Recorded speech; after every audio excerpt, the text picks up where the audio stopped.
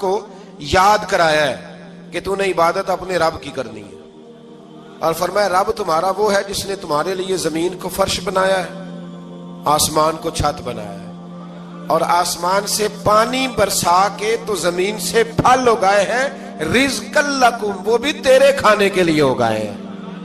وہ جو آسمان سے بارش برسا کے زمین سے سبز اور پھل اگائے ہیں تو وہ بھی تیرے لیے۔ جب سارا کچھ تیرے لیے بنایا تو بھی تو عبادت کرنا اپنے رب کی، پھر کسی کو اس کا شریک نہ ٹھہرا۔ ایک چیلنج بھی کیا قرآن مجید نے اس رکوع کے اندر۔ کہا کرتے تھے مکے کے لوگ کہ آپ قرآن مجید کی آیتیں نبی کریم علیہ السلام سے کہا کرتے تھے کہ معاذ اللہ آپ خود بناتے ہیں، بنا کے لاتے ہیں۔ تو اللہ کریم نے فرمایا وَإِن كُنتُمْ فِي رَيْبٍ مِّمَّا نَزَّلْنَا عَلَىٰ عَبْدِنَا فَأْتُوا بِسُورَةٍ مِّن مِّثْلِهِ، اگر تمہیں شک ہو نا اس میں جو ہم نے بندہ خاص پہ نازل کیا ہے تو تم بھی اس جیسی ایک صورت بنا کے لاؤ۔ پڑھے لکھے تو تم بھی ہو نا، مکے میں تم بھی رہتے ہو، تو ایک صورت بنا کے لاؤ۔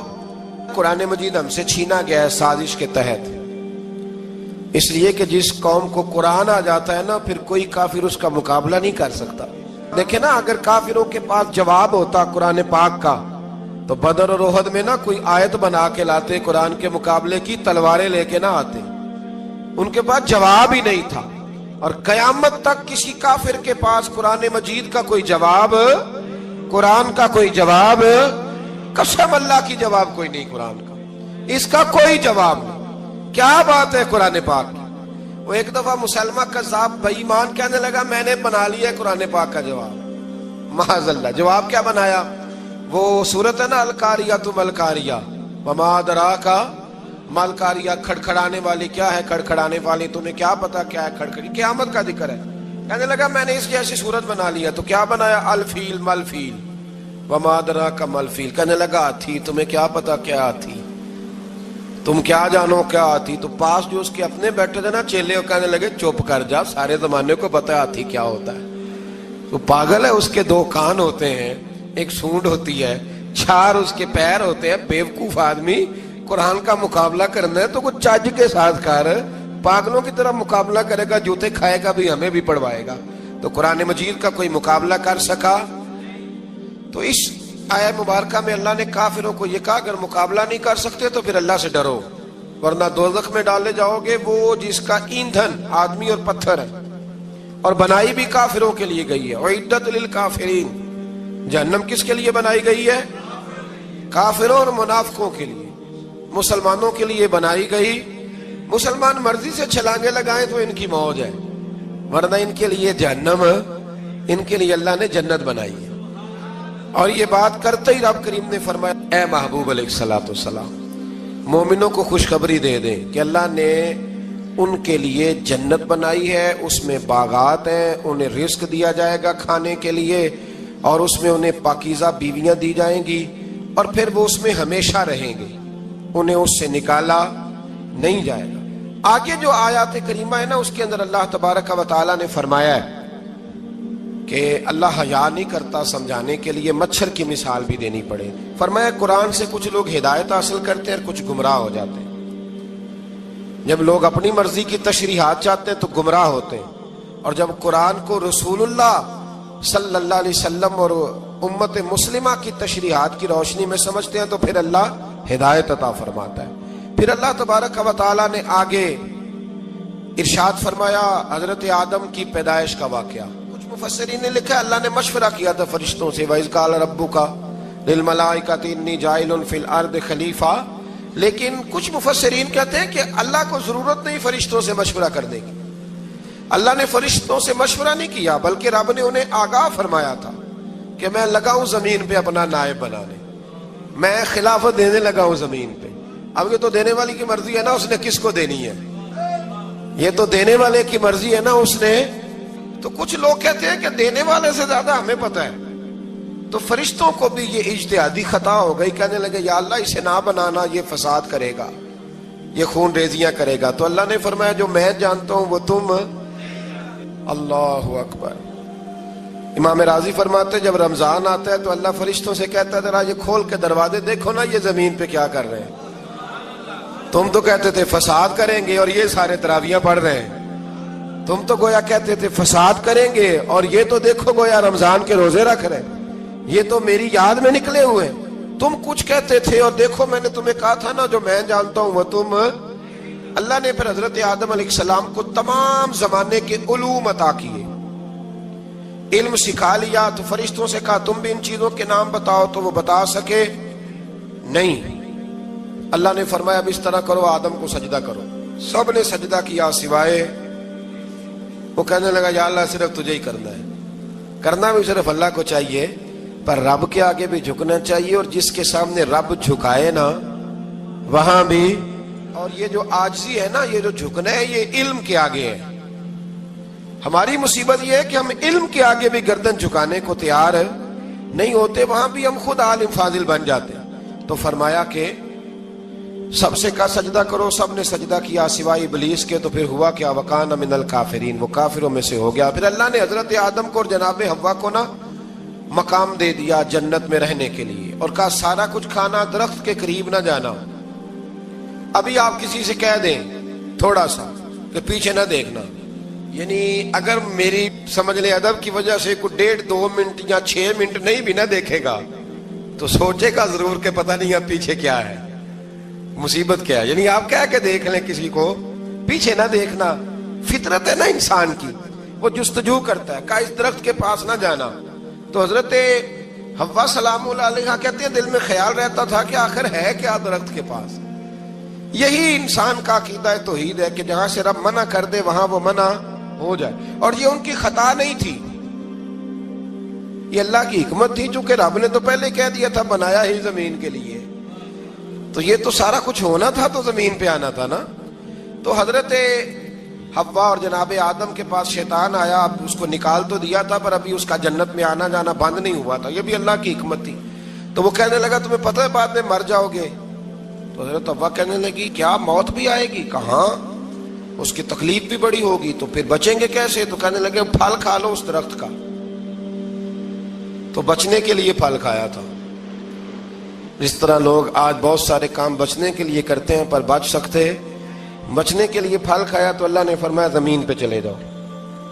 تو حضرت آدم زمین پہ آئے، پھر کئی 100 سال روتے رہے۔ فَتَلَقَّى آدَمُ مِن رَبِّهِ کَلِمَاتٍ، تو پھر اللہ نے خود ہی جناب آدم کو کچھ کلمے سکھائے۔ علامہ اسماعیل حقی فرماتے ہیں وہ کلمے یہ تھے کہ حضرت آدم نے میرے نبی کا وسیلہ پیش کیا، اللہ کریم نے جناب آدم کی دعا کو مقبول فرما لیا۔ پھر آگے بنی اسرائیل کا ذکر آ جاتا ہے۔ اللہ تعالیٰ نے بنی اسرائیل، آج آپ اسی قوم کو یہودی کہتے ہیں، ان کو اللہ نے اس زمانے میں فضیلت عطا کی تھی بہت زیادہ۔ تو عرب کے اندر جب نبی پاک علیہ السلام نے اعلان نبوت کیا تو کچھ لوگوں نے یہ کہہ دیا کہ اگر یہ یہودی کلمہ پڑھ لیں گے تو ہم بھی پڑھ لیں گے۔ تو پھر اللہ نے انہیں یاد کرایا کہ تم اصل میں کیا ہو، تمہیں کلمہ پڑھنا چاہیے۔ تو اہل یہود کا تذکرہ کرتے کرتے رب کریم نے ایک بات یہ بھی ارشاد فرمائی کہ تم لوگوں کو تو کہتے رہے ہو کہ وہ نبی آنے والے ہیں، وہ نبی آنے والے ہیں، اور جب آ گئے ہیں تو ماننے کو تیار نہیں ہو۔ تو فرمایا تأمرون الناس بالبر وتنسون انفسکم وانتم تتلون الکتاب، لوگوں کو بھلائی کا حکم دیتے ہو اور اپنے آپ کو بھول جاتے ہو، افلا تعقلون، تمہیں عقل نہیں؟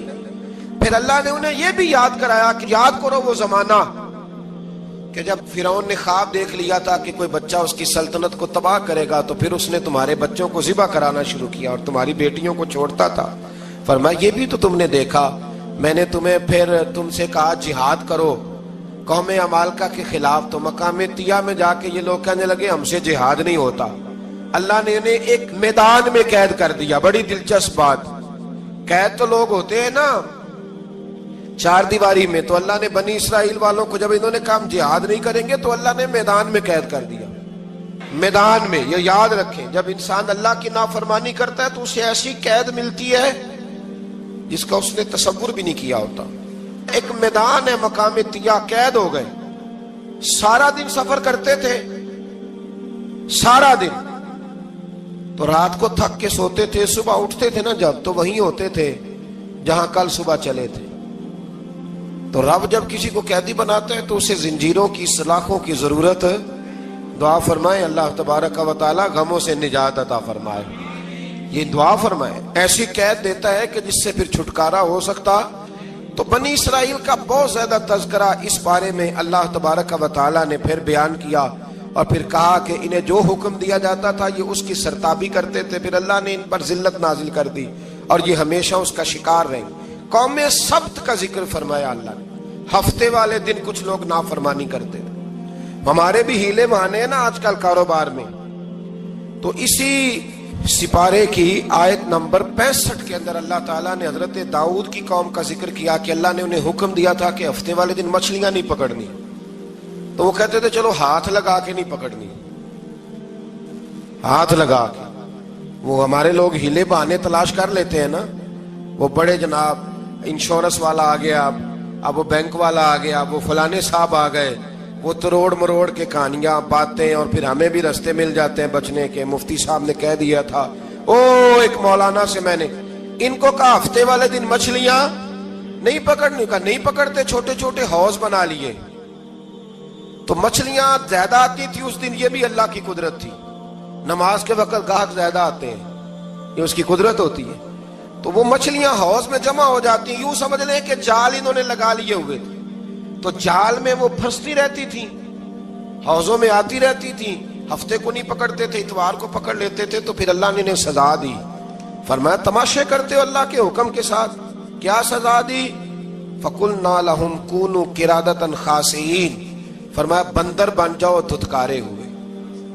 جو رزق حرام طریقے سے کماتے تھے رب انہیں بندر بنا دیتا تھا۔ ابھی بھی میں نے دیکھے ہیں بڑے بڑے تاجر پاگلوں جیسی زندگی گزار رہے ہیں، نفسیاتی طور پہ سکون نہیں ہے، کروڑوں روپیہ پڑا ہے۔ کیوں؟ اس لیے کہ رب کے بتائے ہوئے طریقے کے مطابق تجارت نہیں کرتے۔ آگے ایک اور دلچسپ بات آ گئی، بنی اسرائیل کے اندر نا ایک شخص نے اپنے چچا کو قتل کر دیا جائیداد کے لیے۔ یہ دیکھیں کب سے لوگ جائیداد کے لیے قتل کرتے آ رہے ہیں۔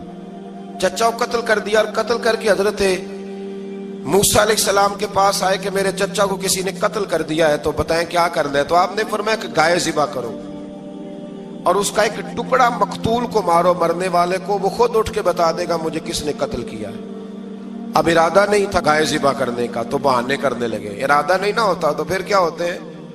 کہنے لگے گائے کس طرح کی ہو، بوڑھی ہو کہ بچی ہو، رنگ کیسا ہو، جوان ہو کہ چھوٹی ہو، حال میں ایک دفعہ چلنا سیکھ گئی ہو یا ابھی نہ سیکھی ہو، تو بتاتے گئے۔ تو رب بھی شرطیں بیان کرتا گیا، گہرے زرد رنگ کی ہو، حال کے اندر اسے نہ چلایا گیا ہو، پانی نہ نکالا گیا ہو، نہ بچی ہو نہ جوان ہو، اس کے درمیان ہو۔ یہ ساری شرطیں کہاں پائی جاتی تھی؟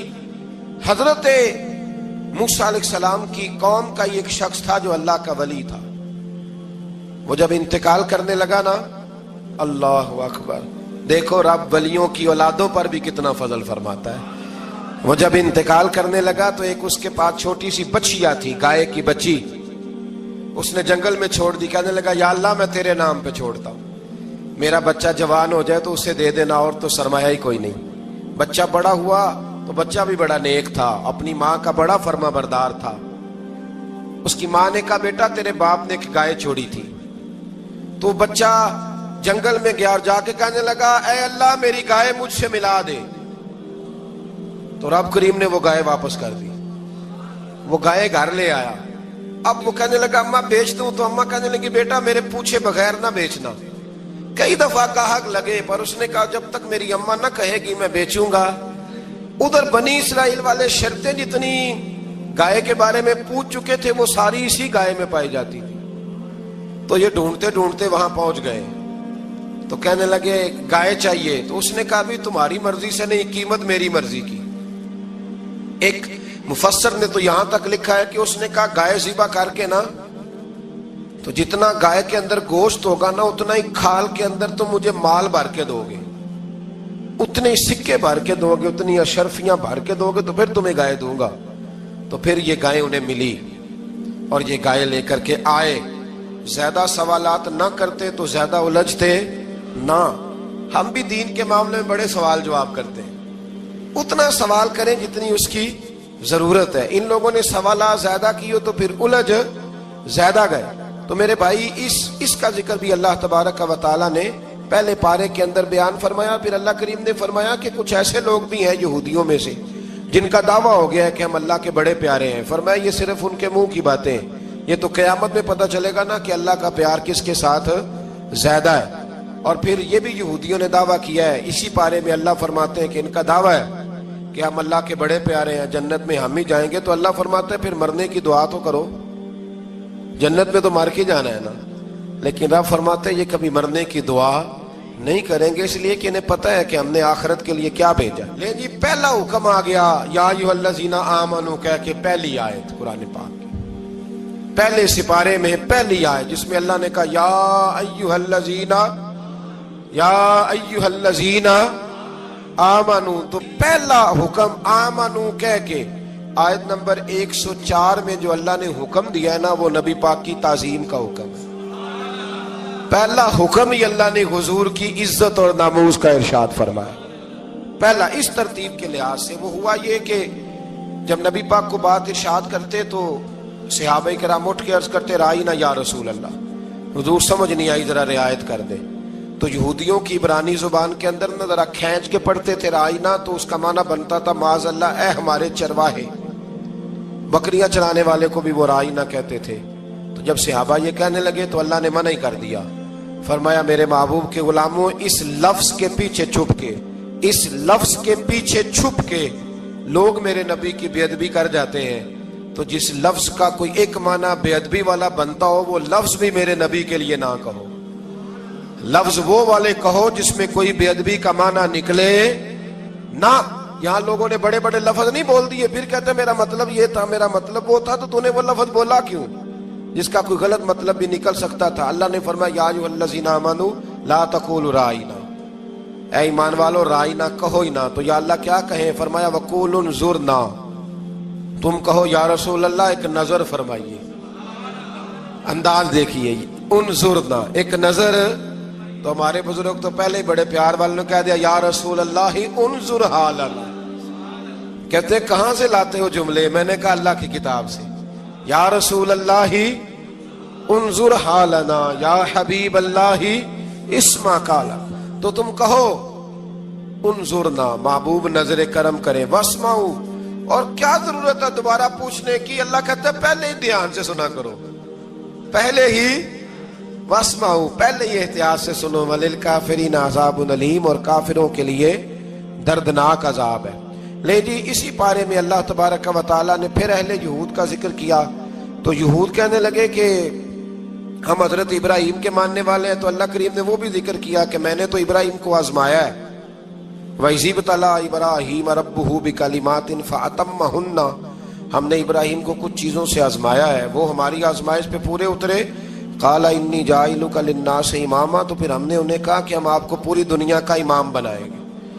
وہ آزمائش کیا تھی؟ آگ میں جانا بھی آزمائش، بیٹے کا نہ ہونا بھی آزمائش، بیٹا ہوا تو پھر اسے وادی غیر ذی زرع میں چھوڑ کے آنا بھی آزمائش، بڑا ہوا تو پھر ذبح کرنا بھی آزمائش۔ فرمایا جہاں جہاں آزمایا ہے نا، ابراہیم ہماری آزمائش میں پورے اترے۔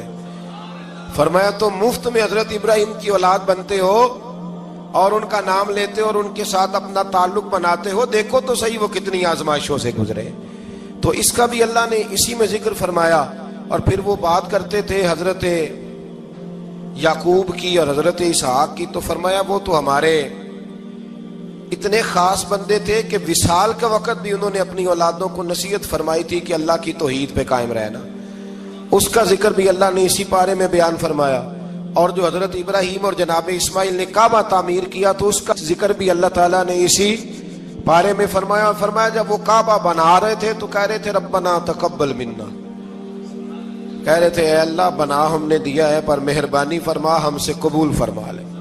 تو جو آیہ کریمہ آخر میں عرض کرنا چاہتا ہوں اس پر بھی تھوڑی توجہ فرمائیں گے تو بات بڑی نکھر کے باہر آئے گی۔ یہ 16ویں رکوع کے اندر اللہ نے پھر یہود کا اور عیسائیت کا ذکر فرمایا، تو اللہ کریم نے ایک بات ارشاد فرمائی۔ یہودیوں کے ہاں جب کوئی بچہ پیدا ہوتا تھا پیلے رنگ کے ساتھ اس کو رنگتے تھے، یا کوئی خاص رنگ تھا ان کا، بچہ پیدا ہوتا تو اس پر وہ رنگ چڑھاتے کہ یہ جی ہمارے مذہب کا رنگ ہے۔ ہمارے ہاں بھی رسمیں ہیں نا اپنی اپنی، معاذ اللہ اپنی اپنی نہیں ہونی چاہیے، اللہ رسول کا حکم ہونا چاہیے۔ تو یہودیوں کے ہاں بچہ پیدا ہوتا تو ایک خاص رنگ چڑھاتے، عیسائیوں کے ہاں پیدا ہوتا تو وہ بھی ایک خاص رنگ چڑھاتے. تو مسلمانوں کے ہاں بچے پیدا ہوئے تو انہوں نے بھی توجہ کی کہ یہ کیا ہو رہا ہے. تو رب کریم نے فرمایا صبغۃ اللہ، رنگ اللہ کا ہی ہے. ومن احسن من اللہ صبغہ، اور فرمایا اللہ کے رنگ سے زیادہ خوبصورت کس کا رنگ ہو سکتا ہے. اللہ کا رنگ کیا ہے؟ لا الہ الا اللہ محمد الرسول اللہ صلی اللہ علیہ. فرمایا نیلے پیلے کالے رنگ نہ چڑھاؤ، اپنے ذہن پر توحید و رسالت کا رنگ چڑھاؤ. یہ سب سے بہترین رنگ ہے. اگر تمہارے ذہنوں پر رب رسول کی توحید کا رنگ چڑھ گیا تو یہ وہ والا رنگ ہے، پھر تمہیں کسی اور رنگ کی طرف جانے کی ضرورت نہیں پڑے گی. تو فرمایا رنگ وہ پیدا کرو جو توحید کا ہے، رسالت کا ہے، اس رنگ کی توجہ کرو. قرآن مجید کے اس پارے میں اللہ کریم نے مختلف باتیں بیان کر کے آخری رکوع میں یہ جو رنگ کا ذکر فرمایا نا، تو یہ لگتا ہے پورے پارے کا خلاصہ ہے کہ رب کریم نے فرمایا اصل بات یہ ہے کہ تمہاری سوچوں پہ رب رسول کی توحید و رسالت کا رنگ ہونا چاہیے. ہر وقت بچہ پیدا ہو، کوئی دنیا سے جائے تو رنگ کس کا ہونا چاہیے؟ اللہ رسول کے دین کا. اللہ تعالی ہمیں سمجھنے کی توفیق عطا فرمائے. آخر دعوانا ان الحمدللہ.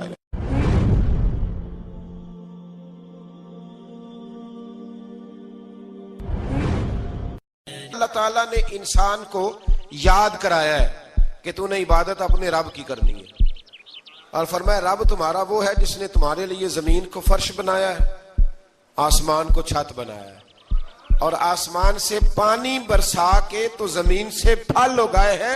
رزق لکم، وہ بھی تیرے کھانے کے لیے اگائے ہیں. وہ جو آسمان سے بارش برسا کے زمین سے سبزہ اور پھل اگائے ہیں تو وہ بھی تیرے لیے. جب سارا کچھ تیرے لیے بنایا تو بھی تو عبادت کرنا اپنے رب کی، پھر کسی کو اس کا شریک نہ ٹھہرا. ایک چیلنج بھی کیا قرآن مجید نے اس رکوع کے اندر. کہا کرتے تھے مکے کے لوگ کہ آپ قرآن مجید کی آیتیں نبی کریم علیہ السلام سے کہا کرتے تھے کہ معاذ اللہ آپ خود بناتے ہیں، بنا کے لاتے ہیں. تو اللہ کریم نے فرمایا وَإِن كُنتُمْ فِي رَيْبٍ مِّمَّا نَزَّلْنَا عَلَىٰ عَبْدِنَا فَأْتُوا بِسُورَةٍ مِّن مِّثْلِهِ، اگر تمہیں شک ہو نا اس میں جو ہم نے بندہ خاص پہ نازل کیا ہے تو تم بھی اس جیسی ایک صورت بنا کے لاؤ. پڑھے لکھے تو تم بھی ہو نا، مکے میں تم بھی رہتے ہو، تو ایک صورت بنا کے لاؤ. قرآن مجید ہم سے چھینا گیا ہے سازش کے تحت، اس لیے کہ جس قوم کو قرآن آ جاتا ہے نا پھر کوئی کافر اس کا مقابلہ نہیں کر سکتا. دیکھیں نا اگر کافروں کے پاس جواب ہوتا قرآن پاک کا تو بدر اور احد میں نا کوئی آیت بنا کے لاتے قرآن کے مقابلے کی، تلواریں لے کے نہ آتے. ان کے پاس جواب ہی نہیں تھا. اور قیامت تک کسی کافر کے پاس قرآن مجید کا کوئی جواب، قرآن کا کوئی جواب، قسم اللہ کی جواب کوئی نہیں قرآن کا، اس کا کوئی جواب نہیں. کیا بات ہے قرآن پاک کی. وہ ایک دفعہ مسلمہ کذاب بے ایمان کہنے لگا میں نے بنا لیا ہے قرآن پاک کا جواب. معاذ اللہ. جواب کیا بنایا؟ وہ صورت ہے نا القاریۃ ما القاریۃ وما ادراک ما القاریۃ، کھڑکھڑانے والی کیا ہے، کھڑکھڑانے والی تمہیں کیا پتا کیا ہے کھڑکھڑی، قیامت کا ذکر ہے. کہنے لگا میں نے اس جیسی صورت بنا لیا. تو کیا بنایا؟ الفیل ملفیل وما ادراک ما الفیل. کہنے لگا ہاتھی، تمہیں کیا پتا کیا ہاتھی، تم کیا جانو کیا ہاتھی. تو پاس جو اس کے اپنے بیٹھے تھے نا چیلے، کہنے لگے چپ کر جا، سارے زمانے کو پتا ہے ہاتھی کیا ہوتا ہے. تو پاگل ہے، اس کے دو کان ہوتے ہیں، ایک سونڈ ہوتی ہے، چار اس کے پیر ہوتے ہیں. بیوقوف آدمی قرآن کا مقابلہ کرنا ہے تو کچھ چج کے ساتھ کر، پاگلوں کی طرح مقابلہ کرے گا، جوتے کھائے گا بھی ہمیں بھی پڑھوائے گا. تو قرآن مجید کا کوئی مقابلہ کر سکا؟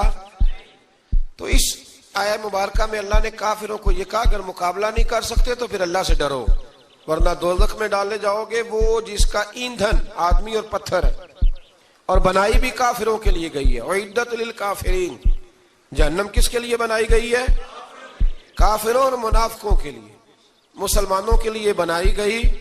مسلمان مرضی سے چھلانگے لگائیں تو ان کی موج ہے، ورنہ ان کے لیے جہنم، ان کے لیے اللہ نے جنت بنائی ہے.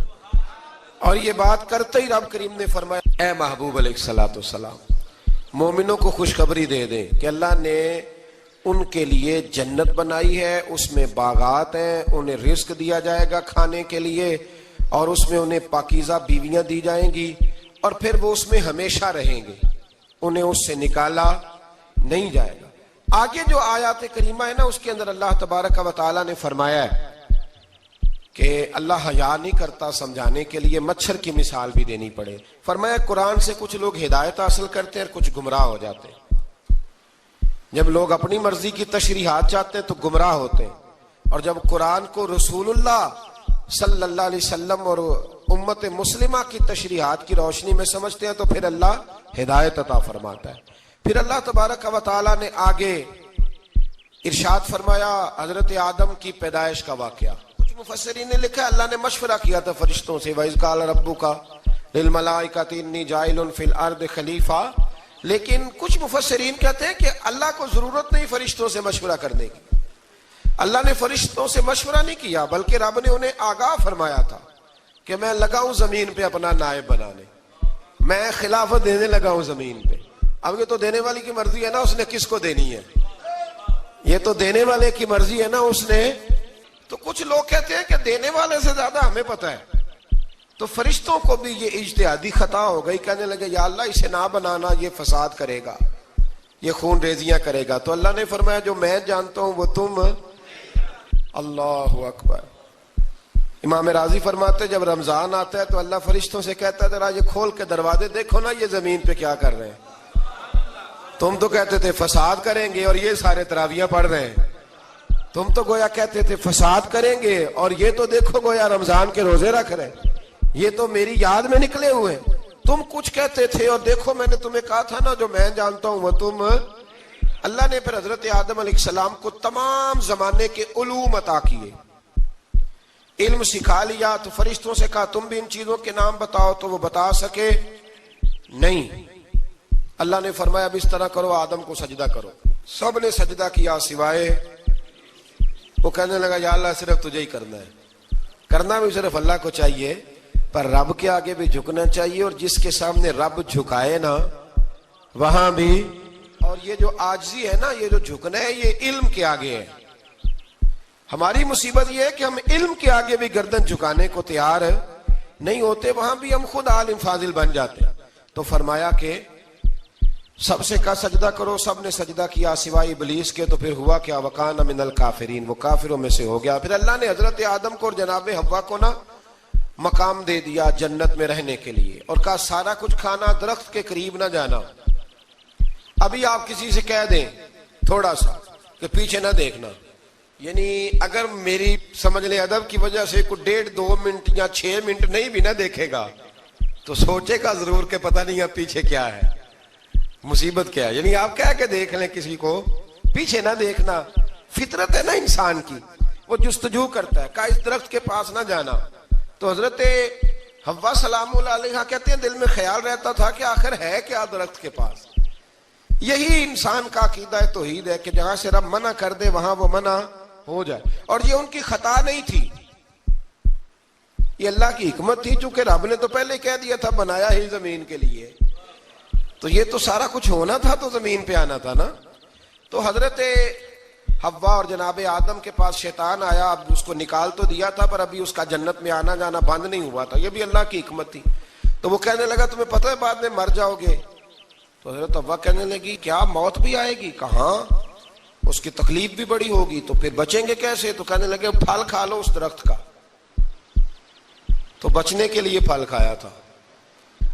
جس طرح لوگ آج بہت سارے کام بچنے کے لیے کرتے ہیں پر بچ سکتے، بچنے کے لیے پھل کھایا تو اللہ نے فرمایا زمین پہ چلے جاؤ۔ تو حضرت آدم زمین پہ آئے، پھر کئی 100 سال روتے رہے۔ فَتَلَقَّى آدَمُ مِن رَبِّهِ کَلِمَاتٍ، تو پھر اللہ نے خود ہی جناب آدم کو کچھ کلمے سکھائے۔ علامہ اسماعیل لکی فرماتے ہیں وہ کلمے یہ تھے کہ حضرت آدم نے میرے نبی کا وسیلہ پیش کیا، اللہ کریم نے جناب آدم کی دعا کو مقبول فرما لیا۔ پھر آگے بنی اسرائیل کا ذکر آ جاتا ہے۔ اللہ تعالیٰ نے بنی اسرائیل، آج آپ اسی قوم کو یہودی کہتے ہیں، ان کو اللہ نے اس زمانے میں فضیلت عطا کی تھی بہت زیادہ۔ تو عرب کے اندر جب نبی پاک علیہ السلام نے اعلان نبوت کیا تو کچھ لوگوں نے یہ کہہ دیا کہ اگر یہ یہودی کلمہ پڑھ لیں گے تو ہم بھی پڑھ لیں گے۔ تو پھر اللہ نے انہیں یاد کرایا کہ تم اصل میں کیا ہو، تمہیں کلمہ پڑھنا چاہیے۔ تو اہل یہود کا تذکرہ کرتے کرتے رب کریم نے ایک بات یہ بھی ارشاد فرمائی کہ تم لوگوں کو تو کہتے رہے ہو کہ وہ نبی آنے والے ہیں، وہ نبی آنے والے ہیں، اور جب آ گئے ہیں تو ماننے کو تیار نہیں ہو. تو فرمایا تأمرون الناس بالبر وتنسون انفسکم وانتم تتلون الکتاب، لوگوں کو بھلائی کا حکم دیتے ہو اور اپنے آپ کو بھول جاتے ہو. افلا تعقلون، تمہیں عقل نہیں؟ پھر اللہ نے انہیں یہ بھی یاد کرایا کہ یاد کرو وہ زمانہ کہ جب فرعون نے خواب دیکھ لیا تھا کہ کوئی بچہ اس کی سلطنت کو تباہ کرے گا، تو پھر اس نے تمہارے بچوں کو ذبح کرانا شروع کیا اور تمہاری بیٹیوں کو چھوڑتا تھا. فرمایا یہ بھی تو تم نے دیکھا، میں نے تمہیں پھر تم سے کہا جہاد کرو قوم عمالقہ کے خلاف، تو مقام طیہ میں جا کے یہ لوگ کہنے لگے ہم سے جہاد نہیں ہوتا. اللہ نے انہیں ایک میدان میں قید کر دیا. بڑی دلچسپ بات، قید تو لوگ ہوتے ہیں نا چار دیواری میں، تو اللہ نے بنی اسرائیل والوں کو جب انہوں نے کہا ہم جہاد نہیں کریں گے تو اللہ نے میدان میں قید کر دیا. میدان میں، یہ یاد رکھیں، جب انسان اللہ کی نافرمانی کرتا ہے تو اسے ایسی قید ملتی ہے جس کا اس نے تصور بھی نہیں کیا ہوتا. ایک میدان ہے مقام طیہ، قید ہو گئے، سارا دن سفر کرتے تھے، سارا دن، تو رات کو تھک کے سوتے تھے، صبح اٹھتے تھے نا جب، تو وہیں ہوتے تھے جہاں کل صبح چلے تھے. تو رب جب کسی کو قیدی بناتا ہے تو اسے زنجیروں کی، سلاخوں کی ضرورت ہے. دعا فرمائے اللہ تبارک و تعالی غموں سے نجات عطا فرمائے. یہ دعا فرمائے، ایسی قید دیتا ہے کہ جس سے پھر چھٹکارا ہو سکتا. تو بنی اسرائیل کا بہت زیادہ تذکرہ اس بارے میں اللہ تبارک و تعالی نے پھر بیان کیا، اور پھر کہا کہ انہیں جو حکم دیا جاتا تھا یہ اس کی سرتابی کرتے تھے. پھر اللہ نے ان پر ذلت نازل کر دی اور یہ ہمیشہ اس کا شکار رہے. قوم سبت کا ذکر فرمایا اللہ نے، ہفتے والے دن کچھ لوگ نافرمانی کرتے. ہمارے بھی ہیلے بہانے ہیں نا آج کل کاروبار میں. تو اسی سپارے کی آیت نمبر 65 کے اندر اللہ تعالیٰ نے حضرت داؤد کی قوم کا ذکر کیا کہ اللہ نے انہیں حکم دیا تھا کہ ہفتے والے دن مچھلیاں نہیں پکڑنی. تو وہ کہتے تھے چلو ہاتھ لگا کے نہیں پکڑنی، ہاتھ لگا کے. وہ ہمارے لوگ ہیلے بہانے تلاش کر لیتے ہیں نا، وہ بڑے جناب انشورنس والا آ گیا، اب وہ بینک والا آ گیا، وہ فلانے صاحب آ گئے، وہ تروڑ مروڑ کے کہانیاں باتیں، اور پھر ہمیں بھی رستے مل جاتے ہیں بچنے کے. مفتی صاحب نے کہہ دیا تھا، ایک مولانا سے میں نے ان کو کہا ہفتے والے دن مچھلیاں نہیں پکڑنی، کہا نہیں پکڑتے، چھوٹے چھوٹے حوض بنا لیے. تو مچھلیاں زیادہ آتی تھی اس دن، یہ بھی اللہ کی قدرت تھی. نماز کے وقت گاہک زیادہ آتے ہیں، یہ اس کی قدرت ہوتی ہے. تو وہ مچھلیاں حوض میں جمع ہو جاتی ہیں. یوں سمجھ لیں کہ جال انہوں نے لگا لیے ہوئے تھے، تو جال میں وہ پھنستی رہتی تھی، حوضوں میں آتی رہتی تھی. ہفتے کو نہیں پکڑتے تھے، اتوار کو پکڑ لیتے تھے. تو پھر اللہ نے انہیں سزا دی. فرمایا تماشے کرتے ہو اللہ کے حکم کے ساتھ. کیا سزا دی؟ فَقُلْنَا لَهُمْ كُونُوا قِرَادَةً خَاسِئِينَ، فرمایا بندر بن جاؤ دھتکارے ہوئے. جو رزق حرام طریقے سے کماتے تھے رب انہیں بندر بنا دیتا تھا. ابھی بھی میں نے دیکھے ہیں بڑے بڑے تاجر پاگلوں جیسی زندگی گزار رہے ہیں. نفسیاتی طور پہ سکون نہیں ہے، کروڑوں روپیہ پڑا ہے. کیوں؟ اس لیے کہ رب کے بتائے ہوئے طریقے کے مطابق تجارت نہیں کرتے. آگے ایک اور دلچسپ بات آ گئی. بنی اسرائیل کے اندر نا ایک شخص نے اپنے چچا کو قتل کر دیا جائیداد کے لیے. یہ دیکھیں کب سے لوگ جائیداد کے لیے قتل کرتے آ رہے ہیں. چچا کو قتل کر دیا، اور قتل کر کے حضرت موسیٰ علیہ السلام کے پاس آئے کہ میرے چچا کو کسی نے قتل کر دیا ہے، تو بتائیں کیا کرنا ہے. تو آپ نے فرمایا کہ گائے ذبح کرو اور اس کا ایک ٹکڑا مقتول کو مارو، مرنے والے کو. وہ خود اٹھ کے بتا دے گا مجھے کس نے قتل کیا ہے. اب ارادہ نہیں تھا گائے ذبح کرنے کا تو بہانے کرنے لگے. ارادہ نہیں نہ ہوتا تو پھر کیا ہوتے ہیں، کہنے لگے گائے کس طرح کی ہو، بوڑھی ہو کہ بچی ہو، رنگ کیسا ہو، جوان ہو کہ چھوٹی ہو، حال میں ایک دفعہ چلنا سیکھ گئی ہو یا ابھی نہ سیکھی ہو. تو بتاتے گئے تو رب بھی شرطیں بیان کرتا گیا.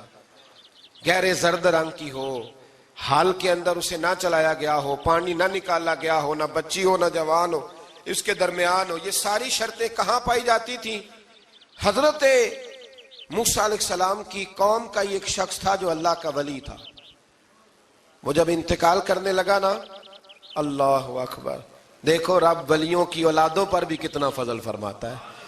وہ جب انتقال کرنے لگا تو ایک اس کے پاس چھوٹی سی بچیا تھی، گائے کی بچی، اس نے جنگل میں چھوڑ دی. کہنے لگا یا اللہ میں تیرے نام پہ چھوڑتا ہوں. میرا بچہ جوان ہو جائے تو اسے دے دینا، اور تو سرمایہ ہی کوئی نہیں۔ بچہ بڑا ہوا تو بچہ بھی بڑا نیک تھا، اپنی ماں کا بڑا فرما بردار تھا۔ اس کی ماں نے کہا بیٹا تیرے باپ نے ایک گائے چھوڑی تھی، تو بچہ جنگل میں گیا اور جا کے کہنے لگا اے اللہ میری گائے مجھ سے ملا دے، تو رب کریم نے وہ گائے واپس کر دی۔ وہ گائے گھر لے آیا، اب وہ کہنے لگا اماں بیچ دوں، تو اماں کہنے لگی بیٹا میرے پوچھے بغیر نہ بیچنا۔ کئی دفعہ گاہک لگے پر اس نے کہا جب تک میری اماں نہ کہے گی میں بیچوں گا۔ ادھر بنی اسرائیل والے شرطیں جتنی گائے کے بارے میں پوچھ چکے تھے وہ ساری اسی گائے میں پائی جاتی تھی، تو یہ ڈھونڈتے ڈھونڈتے وہاں پہنچ گئے، تو کہنے لگے گائے چاہیے، تو اس نے کہا بھی تمہاری مرضی سے نہیں، قیمت میری مرضی کی۔ ایک مفسر نے تو یہاں تک لکھا ہے کہ اس نے کہا گائے ذبح کر کے نا، تو جتنا گائے کے اندر گوشت ہوگا نا اتنا ہی کھال کے اندر تو مجھے مال بھر کے دو گے، اتنے ہی سکے بھر کے دو گے، اتنی اشرفیاں بھر کے دو گے تو پھر تمہیں گائے دوں گا۔ تو پھر یہ گائے انہیں ملی اور یہ گائے لے کر کے آئے۔ زیادہ سوالات نہ کرتے تو زیادہ الجھتے نہ۔ ہم بھی دین کے معاملے میں بڑے سوال جواب کرتے ہیں، اتنا سوال کریں جتنی اس کی ضرورت ہے۔ ان لوگوں نے سوالات زیادہ کیے تو پھر الجھ زیادہ گئے۔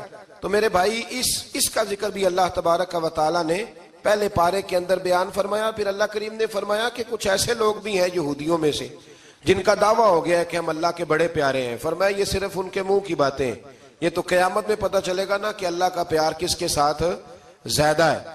اور پھر یہ بھی یہودیوں نے دعویٰ کیا ہے، اسی پارے میں اللہ فرماتے ہیں کہ ان کا دعویٰ ہے کہ ہم اللہ کے بڑے پیارے ہیں، جنت میں ہم ہی جائیں گے۔ تو اللہ فرماتے ہیں پھر مرنے کی دعا تو کرو، جنت میں تو مر کے جانا ہے نا۔ لیکن رب فرماتے ہیں یہ کبھی مرنے کی دعا نہیں کریں گے، اس لیے کہ انہیں پتہ ہے کہ ہم نے آخرت کے لیے کیا بھیجا۔ لیکن جی پہلا حکم آ گیا یا ایھا الذین آمنوا کہہ کے، پہلی آیت قرآن پاک کی پہلے سپارے میں پہلی آیت جس میں اللہ نے کہا یا ایھا الذین آمنوا، تو پہلا حکم آمنوا کہہ کے آیت نمبر 104 میں جو اللہ نے حکم دیا ہے نا وہ نبی پاک کی تعظیم کا حکم ہے۔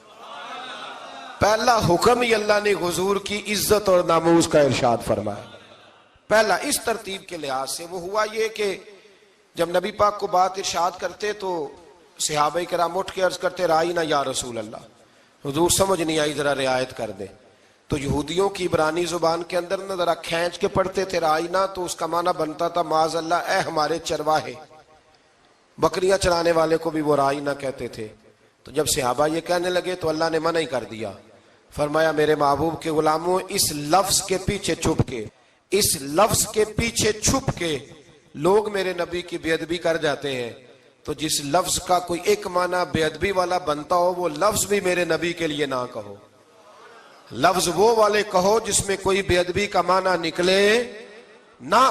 یہاں لوگوں نے بڑے بڑے لفظ نہیں بول دیے، پھر کہتے میرا مطلب یہ تھا، میرا مطلب وہ تھا، تو نے وہ لفظ بولا کیوں جس کا کوئی غلط مطلب بھی نکل سکتا تھا۔ اللہ نے فرمایا یا ایھا الذین آمنوا لا تقولوا رائینا، اے ایمان والو رائینا کہو ہی نہ۔ تو یا اللہ کیا کہیں؟ فرمایا وقولوا انظرنا، تم کہو یا رسول اللہ ایک نظر فرمائیے، انداز دیکھیے، انظرنا ایک نظر۔ تو ہمارے بزرگ تو پہلے ہی بڑے پیار والوں نے کہہ دیا یا رسول اللہ انظر حالنا، کہتے کہاں سے لاتے ہو جملے؟ میں نے کہا اللہ کی کتاب سے، یا رسول اللہ انظر حالنا یا حبیب اللہ اسمع قالا، تو تم کہو انظرنا محبوب نظر کرم کرے، واسمعوا، اور کیا ضرورت ہے دوبارہ پوچھنے کی؟ اللہ کہتا ہے پہلے ہی دھیان سے سنا کرو، پہلے ہی واسمعوا، پہلے ہی احتیاط سے سنو، وللکافرین عذاب علیم، اور کافروں کے لیے دردناک عذاب ہے۔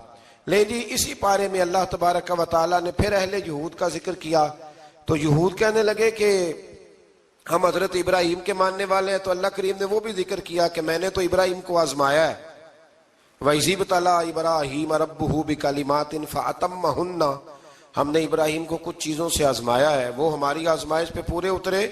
قَالَ إِنِّي جَاعِلُكَ لِلنَّاسِ إِمَامًا، تو پھر ہم نے انہیں کہا کہ ہم آپ کو پوری دنیا کا امام بنائیں گے۔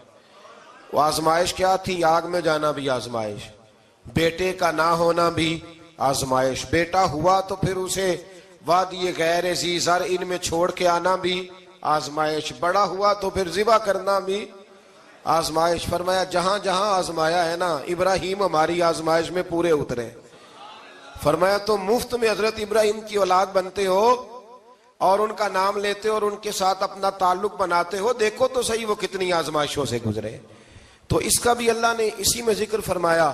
اور پھر وہ بات کرتے تھے حضرت یعقوب کی اور حضرت اسحاق کی, تو فرمایا وہ تو ہمارے اتنے خاص بندے تھے کہ وصال کے وقت بھی انہوں نے اپنی اولادوں کو نصیحت فرمائی تھی کہ اللہ کی توحید پہ قائم رہنا. اس کا ذکر بھی اللہ نے اسی پارے میں بیان فرمایا. اور جو حضرت ابراہیم اور جناب اسماعیل نے کعبہ تعمیر کیا تو اس کا ذکر بھی اللہ تعالیٰ نے اسی پارے میں فرمایا. فرمایا جب وہ کعبہ بنا رہے تھے تو کہہ رہے تھے ربنا تقبل منا, کہہ رہے تھے اے اللہ بنا ہم نے دیا ہے پر مہربانی فرما ہم سے قبول فرما لے. تو جو آیہ کریمہ آخر میں عرض کرنا چاہتا ہوں اس پر بھی تھوڑی توجہ فرمائیں گے تو بات بڑی نکھر کے باہر آئے گی. یہ 16ویں رکوع کے اندر اللہ نے پھر یہود کا اور عیسائیت کا ذکر فرمایا. تو اللہ کریم نے ایک بات ارشاد فرمائی. یہودیوں کے ہاں جب کوئی بچہ پیدا ہوتا تھا وہ پیلے رنگ کے ساتھ اس کو رنگتے تھے, یا کوئی خاص رنگ تھا ان کا. بچہ پیدا ہوتا تو اس پر وہ رنگ چڑھاتے کہ یہ جی ہمارے مذہب کا رنگ ہے. ہمارے ہاں بھی رسمیں ہیں نا اپنی اپنی, معاذ اللہ اپنی اپنی نہیں ہونی چاہیے, اللہ رسول کا حکم ہونا چاہیے. تو یہودیوں کے ہاں بچہ پیدا ہوتا تو ایک خاص رنگ چڑھاتے, عیسائیوں کے ہاں پیدا ہوتا تو وہ بھی ایک خاص رنگ چڑھاتے. تو مسلمانوں کے ہاں بچے پیدا ہوئے تو انہوں نے بھی توجہ کی کہ یہ کیا ہو رہا ہے, تو رب کریم نے فرمایا صبغۃ اللہ, رنگ اللہ کا ہی ہے. ومن احسن من اللہ صبغہ, اور فرمایا اللہ کے رنگ سے زیادہ خوبصورت کس کا رنگ ہو سکتا ہے. اللہ کا رنگ کیا ہے؟ لا الہ الا اللہ محمد الرسول اللہ صلی اللہ علیہ. فرمایا نیلے پیلے کالے رنگ نہ چڑھاؤ, اپنے ذہن پر توحید و رسالت کا رنگ چڑھاؤ. یہ سب سے بہترین رنگ ہے. اگر تمہارے ذہنوں پر رب رسول کی توحید کا رنگ چڑھ گیا تو یہ وہ والا رنگ ہے, پھر تمہیں کسی اور رنگ کی طرف جانے کی ضرورت نہیں پڑے گی. تو فرمایا رنگ وہ پیدا کرو جو توحید کا ہے, رسالت کا ہے, اس رنگ کی توجہ کرو. قرآن مجید کے اس پارے میں اللہ کریم نے مختلف باتیں بیان کر کے آخری رکوع میں یہ جو رنگ کا ذکر فرمایا نا, تو یہ لگتا ہے پورے پارے کا خلاصہ ہے کہ رب کریم نے فرمایا اصل بات یہ ہے کہ تمہاری سوچوں پہ رب رسول کی توحید و رسالت کا رنگ ہونا چاہیے. ہر وقت بچہ پیدا ہو, کوئی دنیا سے جائے تو رنگ کس کا ہونا چاہیے؟ اللہ رسول کے دین کا. اللہ تعالی ہمیں سمجھنے کی توفیق عطا فرمائے. آخر دعوانا ان الحمدللہ. صلی اللہ علیہ. اللہ تعالی نے اس آیہ مقدسہ کے اندر ارشاد فرمایا کہ وَإِنَّكَ لَعَلَىٰ خُلُقٍ عَظِيمٍ, اے محبوب علیہ السلام بے شک ہم نے آپ کو عظیم اخلاق عطا فرمائے. آپ عظیم اخلاق پر ہیں, آپ خلق عظیم کے مالک ہیں. انسانی زندگی کے اندر کچھ چیزوں کی اور کچھ رویوں کی بڑی زیادہ ضرورت ہوتی ہے. یہ جو انسان کے اخلاقی رویے ہوتے ہیں نا, یہ بھی بڑی اہم ضرورت ہوتے ہیں انسانی زندگی کو گزارنے کے لیے. اگر رویوں میں اخلاق نہ ہو, لہجوں میں خوبصورتی نہ ہو, تو انسان کے لیے وقت گزارنا نہایت مشکل ہو جاتا ہے.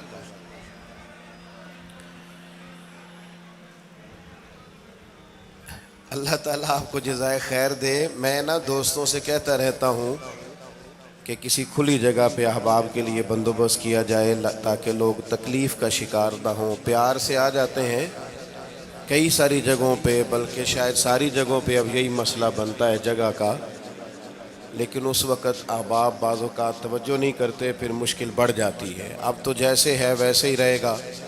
بھئی آپ بولیں تو نانا, آپ اتنا شور کریں گے تو میں بات کیسے کروں گا.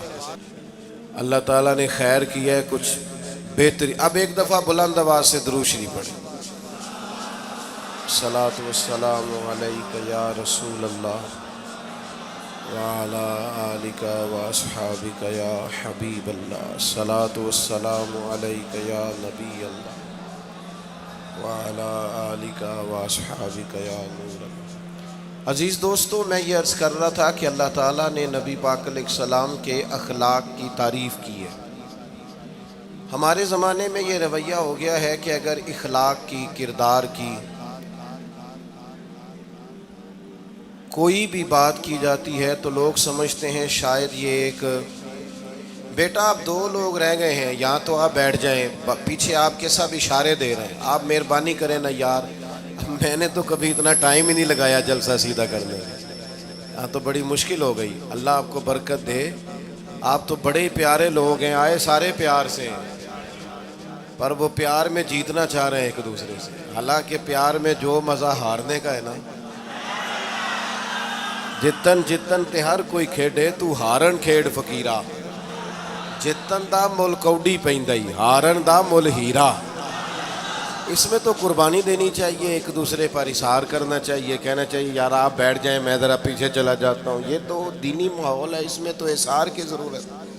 بہرحال آمد برسر مطلب ہمارے ہاں لوگ سمجھتے ہیں کہ اخلاق کی بات کی جائے تو شاید یہ بڑا عام سا سادہ سا کوئی عنوان ہے، حالانکہ یاد رکھیے گا نبی پاک علیہ السلام نے فرمایا ہے میں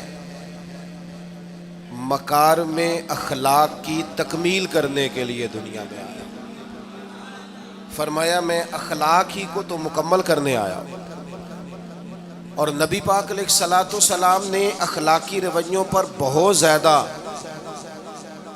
زور دیا ہے۔ حضور علیہ السلام فرماتے ہیں کہ قیامت کے دن میرے سب سے زیادہ قریب وہ شخص ہوگا جس کا اخلاق زیادہ اچھا ہوگا۔ ہمارے ہاں لوگوں نے اخلاق کا معنی بھی اپنی مرضی کا کیا ہوا ہے۔ بعض لوگوں کا خیال ہے کہ صرف میٹھا بولنا ہی اخلاق ہے، حالانکہ میٹھا بولنا بھی اخلاق ہے، لیکن صرف میٹھا ہی بولنا اخلاق نہیں۔ میٹھا تو لوگ اپنے مطلب کے لیے بھی بولتے ہیں، میٹھا تو اس لیے بھی بولتے ہیں کہ مجھے اب کام پڑ گیا، اور بعض لوگوں کی ٹریننگ ہوتی ہے اس لیے وہ میٹھا بولتے ہیں۔ آپ کسی بہت بڑے شاپنگ مال پہ چلے جائیں تو وہاں جو سیلز مین ہوتے ہیں ان کی ٹریننگ ہوتی ہے کہ انہوں نے بولنا ہی میٹھا ہے، گاہک جتنی مرضی تلخی کرے وہ تلخ نہیں ہوتے، میٹھا بولتے ہیں۔